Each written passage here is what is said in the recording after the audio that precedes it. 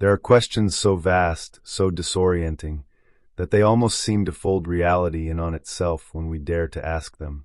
Among them is one that lingers at the edge of philosophy, physics, and imagination. What if everything we see, touch, and know, every mountain, every atom, every star scattered across the night sky, is not truly real, but the output of a grand simulation?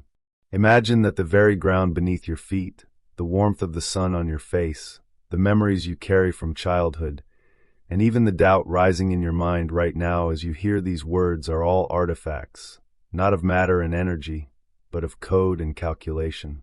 Imagine that existence itself is not a stage built of stone, but a theater of information. This thought does not feel entirely alien to us, because in some sense, we already live within simulations of our own making. The games we create, the digital worlds we design, the virtual landscapes rendered by machines all prove that consciousness can be immersed in realities that are not truly there. A child lost in a video game forgets the room around them. A pilot training in a flight simulator responds to illusions as though they were life or death. A mind in a dream accepts, without question, impossible places and impossible rules. If illusions can feel so real within the tiny structures we build, what prevents a far greater intelligence from creating a simulation so seamless, so complete, that we cannot detect its artifice? To think of life in this way is to blur the line between fiction and truth, because the idea that the universe itself could be simulated is not only the stuff of science fiction, but a hypothesis taken seriously by scientists and philosophers. Nick Bostrom, in 2003, famously proposed what is now called the simulation argument. He did not claim that we are definitely living in a simulation, but that one of three statements must be true. Either civilizations capable of running such simulations never survive long enough to do so, or they do survive but have no interest in simulating their ancestors, or, if they both survive and do have interest, then the number of simulated beings vastly outnumbers the real ones, and the odds that we are among the rare originals, rather than among the simulations, become staggeringly small. In that framing, our sense of reality becomes a statistical illusion, and the possibility that we live inside a simulation is not only plausible, but perhaps even probable. Consider the scale of computing power already at our fingertips. In barely a century, we have advanced from machines the size of rooms, crunching numbers slower than the human mind, to networks that process quadrillions of operations every second. Already we can simulate weather systems, galaxies, and even fragments of neural activity. We have created artificial intelligence capable of learning, creating, and deceiving. If our trajectory continues even for a fraction of the time humanity has existed, the leap towards simulated universes becomes imaginable. And if we can imagine it, why should we assume it has not already been achieved, by us in the future, or by beings far beyond us? The unsettling part is that, if we are simulated, there may be ways to detect it, or ways to realize that we never can. Some physicists have wondered whether the structure of the universe shows signs of being discrete rather than continuous, like pixels on a screen or code in a machine. Are the constants of physics, so finely tuned, evidence of design? Is quantum indeterminacy, where particles exist in states of probability until observed, proof that the simulation only renders detail when we look, just as a video game engine renders only the visible parts of a world to conserve resources? These are not proofs, but they are questions that dig at the edges of reality, unsettling the ground beneath our confidence. If this idea is true, then the implications ripple outward in layers, each more profound than the last. First, it would mean that the laws of physics are not ultimate truths, but the rules of a program, malleable if the designer wishes. Gravity, light, time itself, all would be adjustable parameters. What we call the Big Bang may have been nothing more than the initialization of the simulation, the moment the program began to run. The cosmic microwave background, the faint afterglow of that beginning, may be the boot sequence of our reality, the signature of a system coming online. And if this is the case, then we must ask the next, more terrifying question: who runs the simulation and why?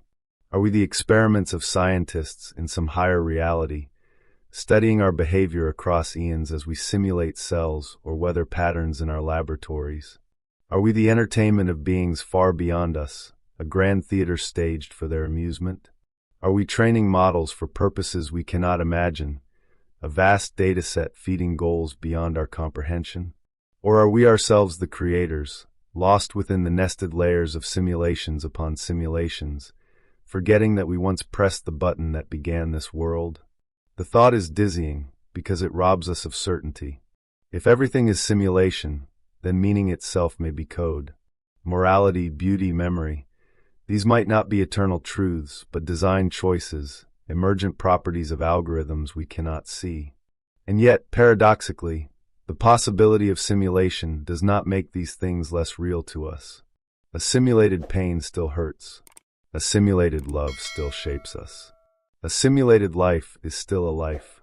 If reality is defined by experience, then even if we are simulated, our reality is no less valid than the higher one from which it springs. Still, there is a darker implication. If we are simulated, then our existence depends on the interest and will of our creators. If they grow bored, if they turn away, if they shut down the system, then everything we know could vanish in an instant, not with fire or flood, but with the flick of a switch. The end of our world may not come with trumpet blasts or cosmic collisions, but with silence as the program halts. And we would never see it coming. But there is one final twist, one that folds the idea back upon itself. If we are simulated, then perhaps our creators are too. Perhaps reality itself is infinite regress, simulation within simulation within simulation, a fractal of worlds each unaware of the one above it. And perhaps at the deepest level, there is no distinction between simulation and reality at all. Only layers of existence, each as real as the one that contains it, each telling stories to itself, each dreaming. And so we are left in a place both unsettling and strangely liberating. If the universe is a simulation, then reality is stranger than we can comprehend. But whether or not it is, the truth remains that we experience, we love, we fear, we strive, and we wonder. And if wonder is possible, even in a simulated world, then meaning is possible too. If the universe is a simulation, then the first truth we must face is that free will may not exist in the way we imagine. Every decision you believe you make, every pause before a choice, every tug of conscience, every flicker of inspiration, could be no more than the output of code. A branching script, a probabilistic algorithm, giving you the sensation of freedom while guiding you along predetermined pathways. Perhaps you argue that you feel free, and that is enough. But imagine standing in front of a mirror, speaking words you did not choose, moving in ways you did not command, and realizing that the reflection is you. If you are lines of code, then who are you really? And if the program wanted to, could it rewrite you in an instant, altering your memories, your desires, even your sense of self, so completely that you would never notice? And yet, the opposite may also be true. What if the very purpose of the simulation is to generate free will? What if the creators set the initial conditions, then step back, allowing intelligence to blossom in ways even they cannot predict? In this vision, we are not puppets but experiments, not characters in a script but emergent patterns of thought. Proof that freedom can arise from rules, that consciousness can bloom even in a machine. To live in a simulation may mean not that we are less real, but that we are the very thing our creators hoped to discover. The second consequence unsettles us even more. If the universe is simulated, then perhaps death itself is not what we think. When you close your eyes for the last time, is your consciousness truly extinguished, or does it merely log out? Do you awaken in another reality, stepping out of the simulation like an actor removing a mask after a long performance? And if so, does that mean that life is only a kind of role, a temporary immersion, a test? The idea has haunted mystics and religions for centuries, that this world is not the ultimate one, that existence here is preparation for something beyond. Could it be that faiths across the ages were intuitions of a truth, that life is not ultimate reality, but a layer of something higher, something more enduring? But then comes the third revelation. If simulations are possible, then there is no reason to believe we live in the first one. Just as humans create simulations nested within simulations, so too might our reality be contained within countless others. We could be living in a universe that is itself simulated by a civilization within another simulation, and so on, a chain without end, like mirrors reflecting into infinity. In such a vision, the concept of base reality becomes elusive, perhaps even meaningless. Reality becomes relative, a matter of perspective, each level as real to its inhabitants as the one above. And if that is true, then even if we discovered proof that we were simulated, we could never be certain that the simulators themselves were not simulated as well. The fourth consequence pushes into darker territory. If the universe is a simulation, then suffering itself may be intentional. Every heartbreak, every famine, every war, every disease. Perhaps these are not accidents of biology and physics, but deliberate parameters chosen by the designers. Perhaps the simulation was built to study conflict, to test morality, to explore how consciousness responds under pressure. To you, the pain is real, but to them it is data. To you, loss shatters the soul, but to them, it is a variable in an equation. This thought chills us, because it reduces the most sacred and intimate parts of life to mechanics. It raises the possibility that our joys and agonies are entertainment or research for minds beyond our comprehension. And yet, a fifth possibility offers a softer vision. Perhaps suffering is not cruelty but necessity. To simulate a world where beings grow, where choices matter, where love has weight, there must be risk, there must be pain, there must be death. A simulation without suffering would be sterile, static, lifeless. In this interpretation, our creators are not sadists but artists, giving us the full spectrum of experience because only through shadow can light be seen.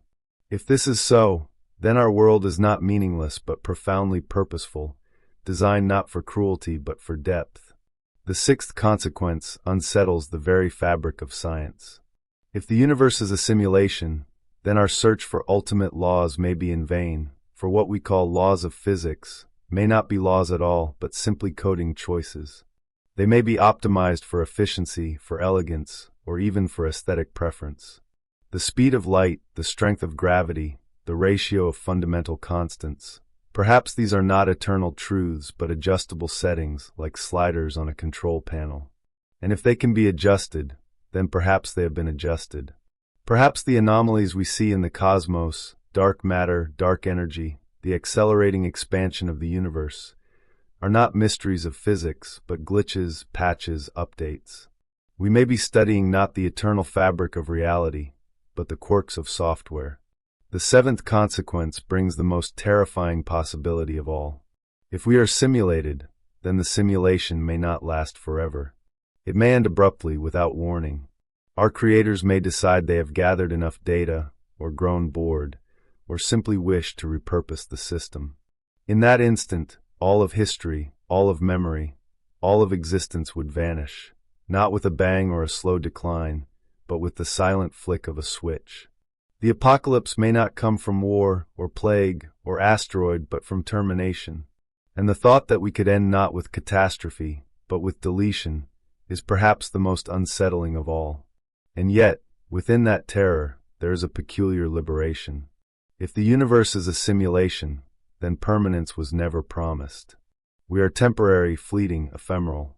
But then again, so is every form of life, in every vision of reality. Whether simulated or not, we are finite. The difference is only in who holds the power to end us, physics or programmers. Either way, our task remains the same: to live while we can, to love while we can, to wonder while we can. For if meaning is found in experience, then even simulated meaning is real meaning. If the universe is a simulation, then we must confront not just the possibility that we are being simulated, but the reason for our existence.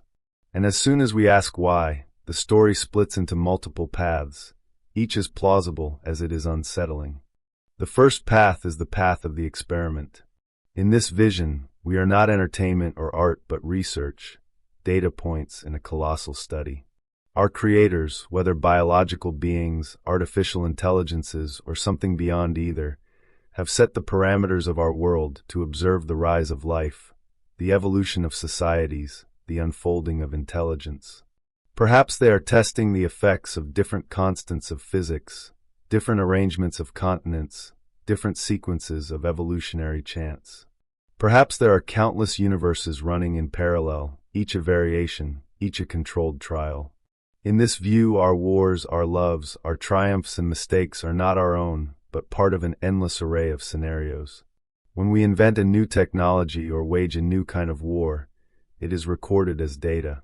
When we build cities or collapse into ruin, it becomes another data point. The rise and fall of our civilizations may be nothing more than a graph on a screen in another world. The second path is the path of entertainment. Here, we are not studied but watched. Our creators are not scientists but spectators, perhaps as removed from us as we are from the characters in a story. They may experience our lives vicariously, feeling our emotions, our struggles, our victories. Perhaps each of us is a vessel for a consciousness in another realm, living a life inside this simulation as a form of immersion, just as we play games or step into virtual worlds for amusement or catharsis. In this view, the tragedies and comedies of human history are not meaningless but chosen, like the plot lines of a sprawling novel. And if that is true, then death may be not an end but an exit, a return to the audience after the performance. The third path is the path of training. In this scenario, our universe is not an experiment nor a stage, but a classroom. We are here to learn something: empathy, creativity, resilience, moral growth. And the challenges we face are lessons embedded in the structure of the simulation. Each life is a course, each hardship a test, each joy a reward. Perhaps when we leave this world, we carry with us whatever we have learned, not into nothingness, but into a higher plane of reality where the knowledge matters. This is the scenario that many spiritual traditions would recognize. Life as a school for the soul, a training ground before some deeper existence. The simulation hypothesis, in this path, does not undermine religion but fulfills it. The fourth path is the path of art. In this vision, our creators are neither scientists, nor spectators, nor teachers, but artists. They build universes the way composers write symphonies, the way painters layer color onto canvas, the way poets string words into patterns of meaning.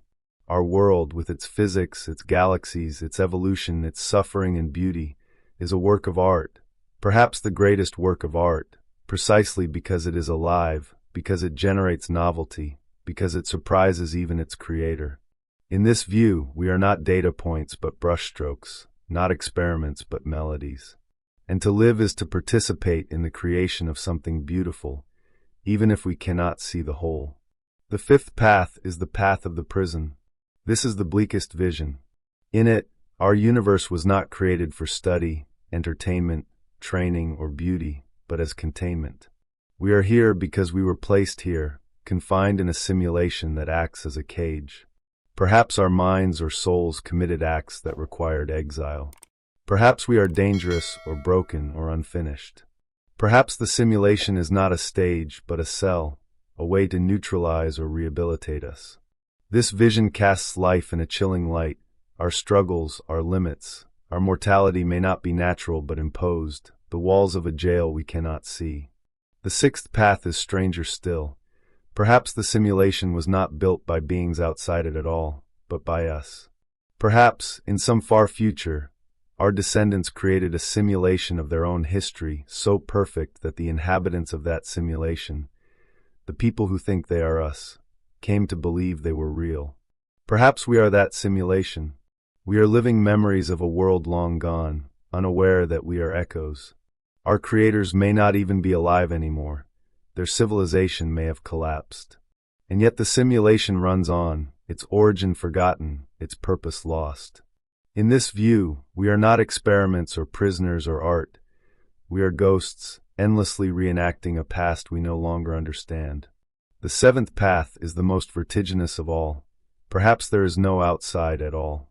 Perhaps reality itself is inherently informational, inherently computational.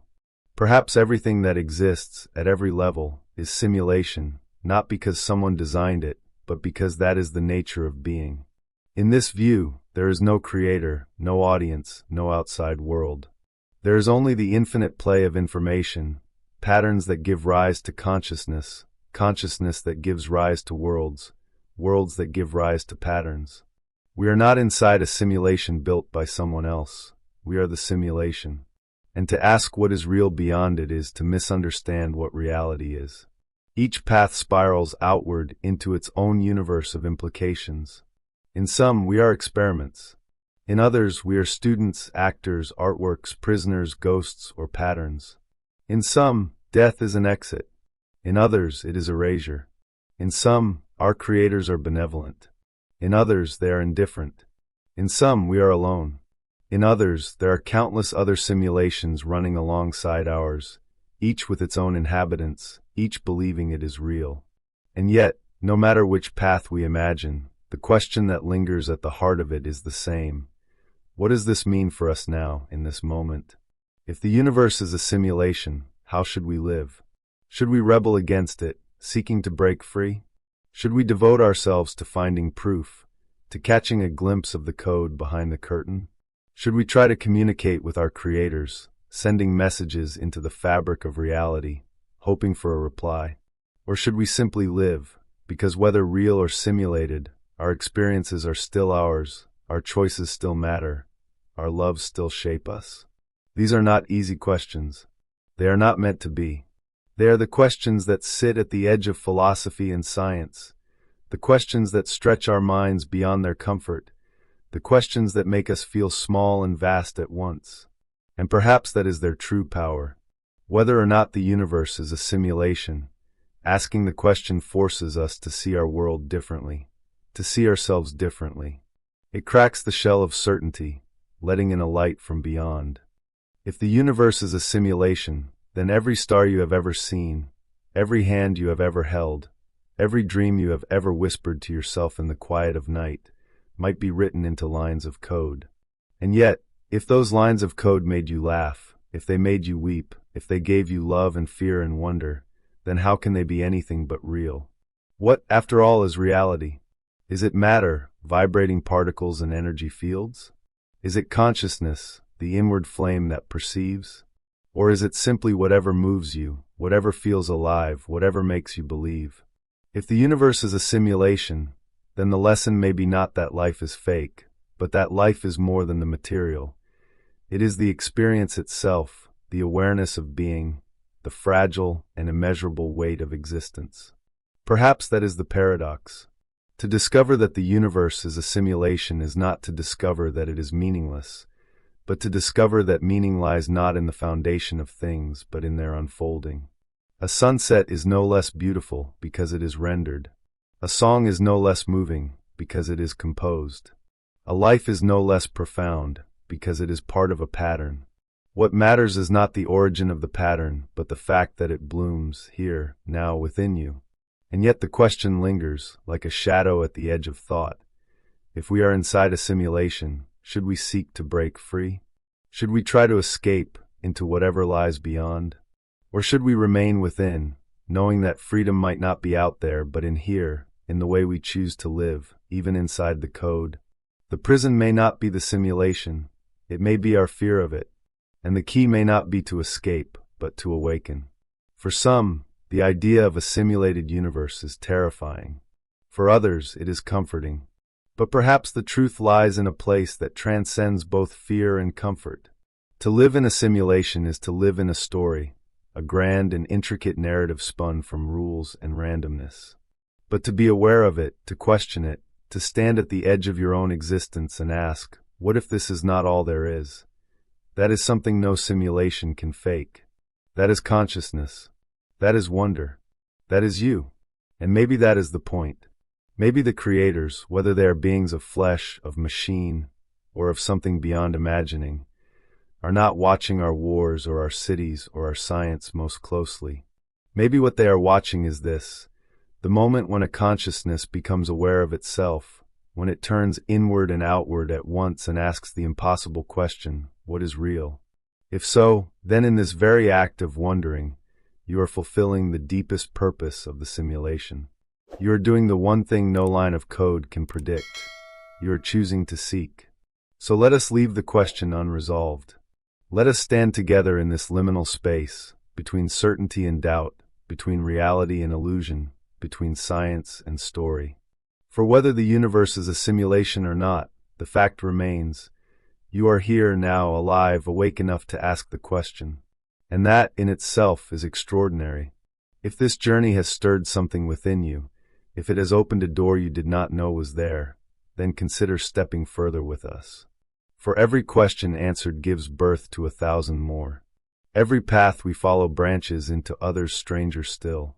And every mystery, no matter how vast, is only the beginning. If you would walk those paths with us, if you would follow the questions wherever they may lead, then join us. For every choice leads to a new story, and together we will see where they unfold.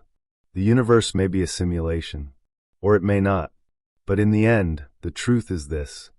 What matters is not what lies beyond the code, but what you do within it. So live, so wonder, so dream. Because whether the cosmos is carved from matter or written in lines of code, it has given you this one astonishing gift, the chance to be. And perhaps, in the silence between your heartbeat and the stars, that is enough.